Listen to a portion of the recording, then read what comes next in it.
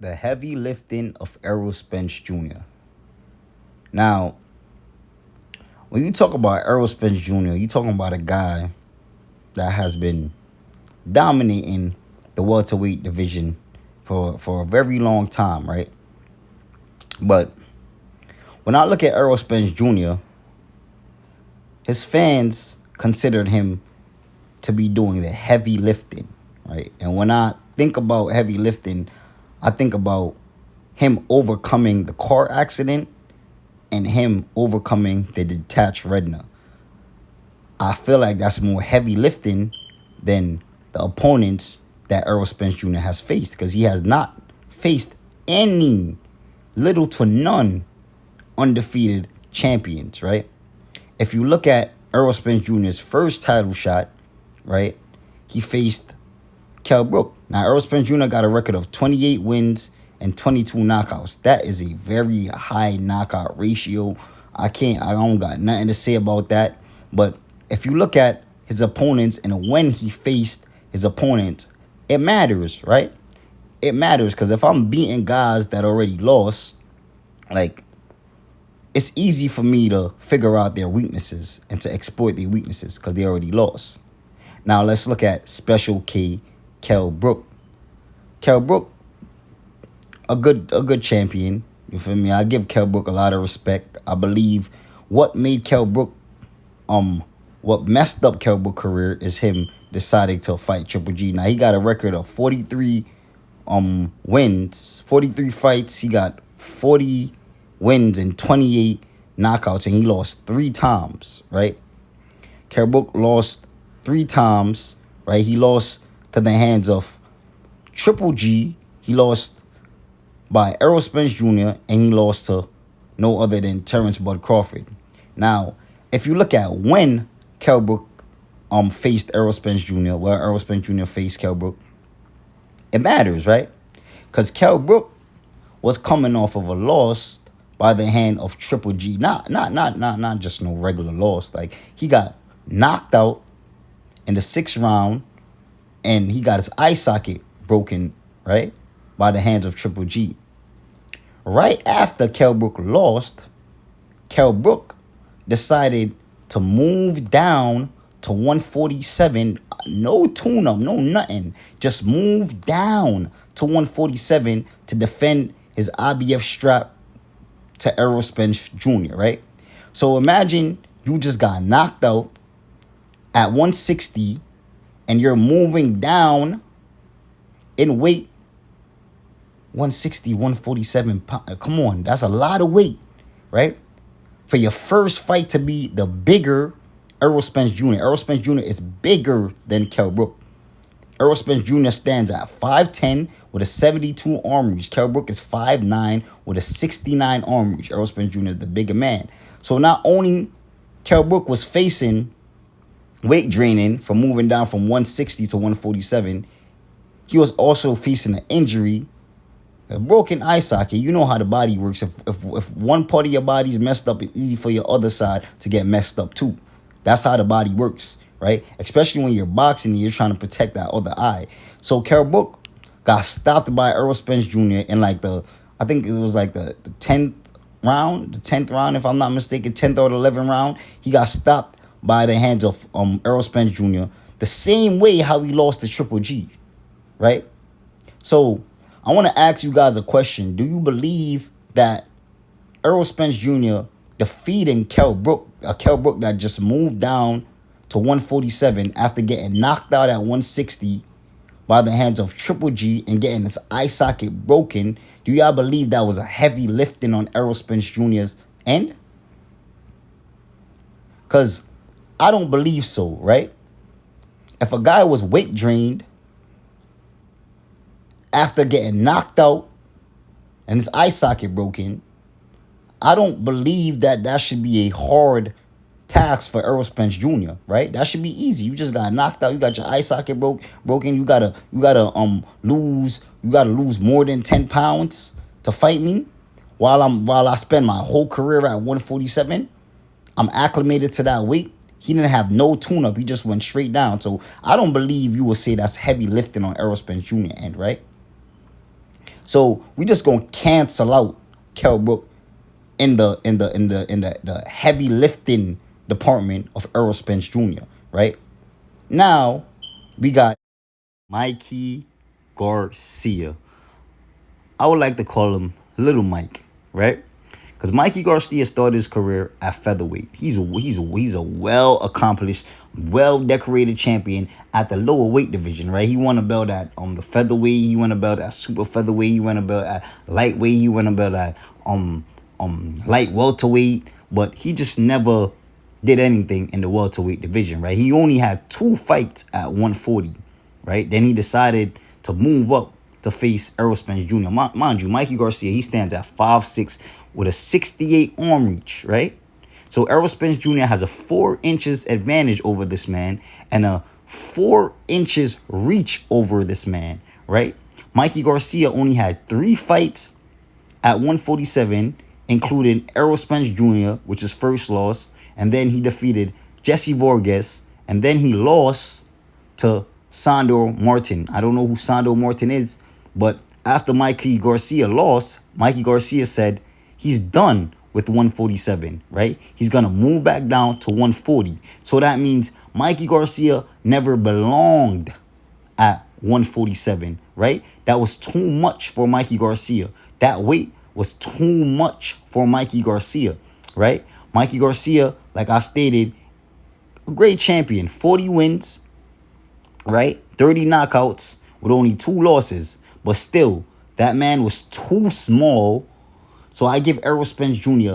no credit at all for beating Mikey Garcia. Now, I understand if Errol Spence Jr., right, was moving up in weight or something. No, Errol Spence Jr. actually started his career at junior welterweight. He started his career at 154, right? Junior middleweight, I'm supposed to say. He started his career at 154. So Mikey Garcia was giving up like 20 pounds against Errol Spence Jr., right? So I give him no credit. Next, we got Sean Porter. Sean Porter, great champion, right? Sean Porter has a record of 31 wins, 17 knockouts, 4 losses, and 1 draw. Sean Porter lost to the hands of Kell Brook. Then he lost to Keith Thurman. Then he lost to Errol Spence Jr., and then he got stopped by Terence BUD Crawford. Now, if you look at when Errol Spence Jr. faced Sean Porter, that matters, right? Because Sean Porter lost to Kell Brook in a majority decision, right? Split decision, same thing. And then he lost to Keith Thurman in a unanimous decision. That means no judge thought Sean Porter defeated Keith Thurman. And then he goes and loses to Errol Spence Jr. in a split decision, right? So that means there was a judge out there that felt that Sean Porter beat Errol Spence Jr. even after the knockdown that Errol Spence Jr. pulled out of thin air, right? So there was a judge out there that actually believed that Sean Porter defeated Errol Spence Jr., right? So do you give Errol Spence Jr. the utmost credit, and do you consider defeating Sean Porter a task in heavy lifting? After 2 guys already defeated him, 1 unanimously defeated him, for Errol Spence Jr. to come and almost lose to Sean Porter? When he had a knockdown? Like, come on, guys. Come on, guys. Then Sean Porter later on faced Terence BUD Crawford and got stopped. Come on, guys. Come on, guys. We ain't going to do that. We are not going to do that. Sean Porter, no, he's not in the criteria of heavy lifting. He lost unanimous decision to Keith Thurman, and then Errol Spence Jr. barely beat Sean Porter. Barely. The guy that he said that he was going to take the easy route and knock out, he barely beat him, fought tooth and nails with Sean Porter. Right? So I don't give Errol Spence Jr. the most credit in the world for defeating Sean Porter. Even though Sean Porter is a tough opponent, he already lost. So Errol Spence Jr. had opportunities to exploit Sean Porter's weaknesses because 2 guys already did it, right? And 2 guys already beat him. So next, we got Danny Vantum. Danny Ghost Phantom. You know Danny Swift Garcia. Danny Ghost Phantom. Now, if you look at Danny Ghost Phantom, he has a record of 36 wins and 21 knockouts and 3 losses. And y'all wonder why I call him Danny Ghost Phantom. It's an inside joke. Whenever this man is asked about Terence BUD Crawford, he does the best disappearing act. You feel me? And if you ever watch the cartoon Danny Phantom turns into a ghost. So, and that's exactly what Danny Garcia is. So let's look at Danny Ghost Phantom, right? Danny Phantom, he lost to Keith Thurman. He lost to Sean Porter. He lost to Errol Spence Jr. Now, before he faced Errol Spence Jr., he lost to Keith Thurman in a split decision. And then he unanimously lost to Sean Showtime Porter. Now, if you really look at the landscape of these guys, all of these guys are facing each other and losing to each other, facing each other and losing to each other. You can't determine who's the top welterweight. These guys are just losing to each other, bro. So how can you determine who's the top welterweight for you to say Errol Spence Jr. is doing the heavy lifting? Danny Garcia lost unanimously against Sean Porter. Keith Thurman unanimously beat Sean Porter. Sean Porter unanimously beat Danny Garcia. Right? Like, so you can't determine who's the top welterweight out of these guys. So Errol Spence Jr., he's not doing any heavy lifting, bro. It's no heavy lifting being done, bro. There's literally no heavy lifting. Danny Garcia already lost twice before he faced Errol Spence Jr. He already lost twice before he faced Errol Spence Jr. So that means 2 guys already exploited Danny Garcia's weaknesses before Errol Spence Jr. even got to him. One unanimously beat him. None of the judges thought he won. So how can you say Errol Spence Jr. is doing heavy lifting? Last but not least, I believe like this is the worst opponent Errol Spence Jr. ever faced. And y'all could say whatever y'all want. And Errol Spence Jr. fans, y'all give this man respect because this man got brutally beaten by Errol Spence Jr., got his face reconstructed by Errol Spence Jr. That's the only reason why y'all give him respect. And y'all sit here and want to, I give Ugas respect. He's a warrior. No, I'm watching the Warriors right now, and the Warriors, they run around the court, right? They run around. They don't stay in one place, bro. This guy stood in one place and got punched in his eye, and they want to call him a warrior. So let's look at Yordenis Ugas. Now, if we look at Yordenis Ugas, he won 27 fights, 12 knockouts, and 5 losses, right?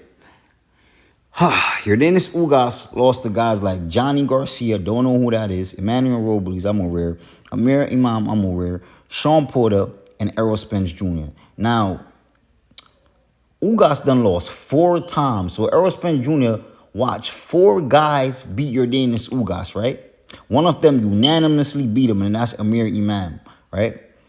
Ugas had the perfect opportunity in the world to fight the washed-up Manny Pacquiao, and he was able to beat Manny Pacquiao. He didn't stop Manny Pacquiao. He beat Manny Pacquiao, right? And I believe if that was Terence BUD Crawford in there with Manny Pacquiao, he would have beat the living daylight saving times out of Manny Pacquiao, right? So Ugas thought because he beat Manny Pacquiao, the small, old Manny Pacquiao, he was going to have success with Errol Spence Jr. Now, he did have success throughout the fight, but Errol Spence Jr. dominated Yordenis Ugas and messed up his face. Yordenis Ugas stood in front of Errol Spence Jr. and just took punches. I never seen this before, bro. Just took punches to the face like his face was a punching bag, right? So if you look at Errol Spence Jr.'s overall career, I want to know what fighter that you could look at and be like, okay, Errol Spence Jr. did the heavy lifting, right? The closest you could say to heavy lifting would be the smallest fighter he ever fought, and that was Mikey Garcia. So I would like for Errol Spence Jr. fans to comment and let me know what y'all think about this, because this is evident. And if you guys want to deny, you can deny it, but the proof is in the pudding, bro. He never faced no undefeated champion. He just faced guys that done lost to each other, done got beat twice, 4 times. Like, come on, bro. But my next video is going to show you what heavy lifting look like. Undefeated fighters moving up, defeating undefeated fighters, undefeated champions at that. And that will be Terence BUD Crawford. So y'all let me know what y'all think. Make sure y'all leave a like. Make sure y'all hit that subscription button. Make sure y'all share this video if y'all enjoyed this content. That's all I got for y'all, and I'm out.